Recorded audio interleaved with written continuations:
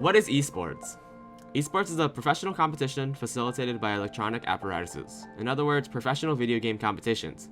This phenomenon has grown since the early 2000s.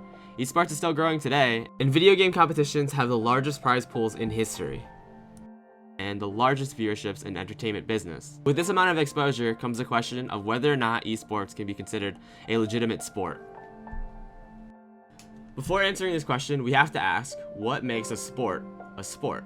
This definition varies from person to person, and it's the reason why the debate on whether or not esports is an actual sport cannot be fully answered unless there's a clear definition of what a sport is. These labels create a hierarchy of competition, and because the esports is not considered an actual sport, it by default is considered inferior. Sport is the pinnacle of any activity, and by definition, a sport is a physical competition, but when the physical component is the only missing link for esports, it's hard not to allow esports on that podium alongside with sports. The issue lies not having esports considered a sport per se, but having esports be represented as a form of competition that is just enduring as a traditional sport. You know what I mean? Like, and that's what I'm saying. It's like, that's why we can't, I'd rather have a narrow view of what it is than a really wide view, and then figure out a way to respectfully categorize everything else as being equal and interesting, because I think all of this stuff is very interesting, but finding a name or a way to categorize it that treats it with respect. Proponents of having esports considered a sport harp at the fact that the International Olympic Committee, or the IOC, deemed chess as a sport. Seeing as how the IOC could deem an activity where minimal physical activity is required was allowed to become a formal sport, it is hard not to draw parallels between chess and esports. What allowed chess to become a sport when also considered just a competition?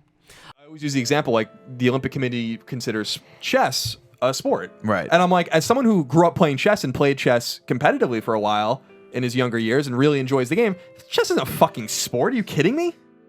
Video game competitions represent the modern day competition more so than traditional sports. Sports have a rule set that have been set in stone regardless of time. Video games adapt and change for newer audiences and advances in technology. This allows the video game to be fresh and constantly evolving for players to discover new technology within the game. Innuendo Studios goes into detail about the fundamental differences between video games and sports.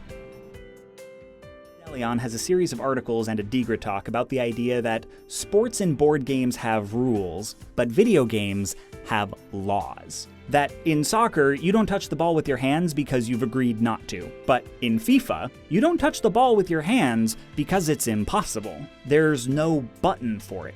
So in a sport, you can do anything that is not expressly forbidden by the rules. In a video game, you can't do anything except what is expressly allowed by the system.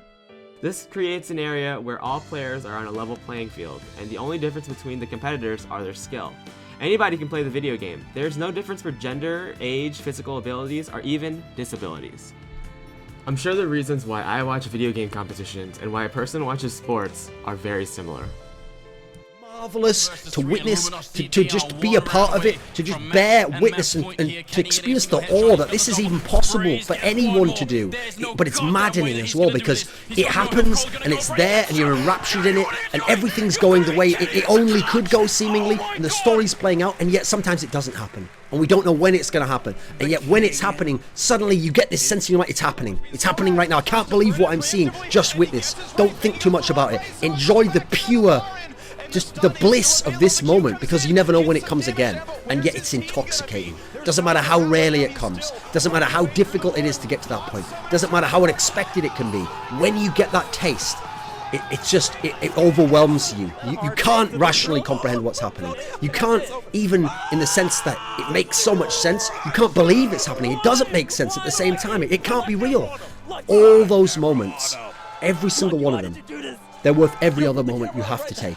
Every other moment, which is the price you have to pay to get to those amazing moments, to reach them and to be able to appreciate them. The boredom, the mundane, everyday moments, the games that aren't great, the games that are failed, the moments that just don't live up to expectations, that underwhelm you. It's all worth it, because the feeling you get when these special moments happen quenches the thirst that preceded it. The thirst is incredible. It builds up. It never goes away. And even worse, it quenches it, and for a moment you feel sated, and it makes sense, and everything is as good as it could be, and yet the second it turns later, it's fleeting, it's gone. And now the thirst is back again. You must have that moment again. You must chase that dragon and experience that again. It doesn't matter how many times before you've experienced it. And yes, you can rewatch it and get some sort of faint sense of it again, and you can appreciate it more on an aesthetic and intellectual level, but it's not quite the same as that moment you first experienced it, is it? And you have to have more. Esports allows us to see why people love sports. Just like sports, it's not just a game, it's theater. We can finally see why sports fans mythologize their players. It's not about what you like, but why you like it. So I can surely say, I don't give a shit about sports ball, but for the first time in my life, I can see why people do. I hope you can see how a video game can be fun to watch, freakishly technical, a sport, and at the right angle, art. Putting iron elixirs into his inventory. TSM would have to go all in to stop this It one. looks like it would have to be a flash initiation from either Alistair or just a nice click by Nautilus. They get Xmithy in the turret! Let's see if they go for broke. Xmithy takes a lot of damage. That could be the Yasuo last breath. They're going to wait on it. Lustboy hits up Zion Spartan, and they're also waiting for Mininar now. He gets an ultimate, not against the wall. TSM actually blows a few summoners to get into the right position, to be in the right spot. That kill going to them, but Dyrus has also fallen. That's going to be Pobelter going down. Way too close now for CLG. Triple kill for Turtle. Looking for the Quadra. Not going to get it that time. It's a triple for Doublelift. He's looking for Bjergsen.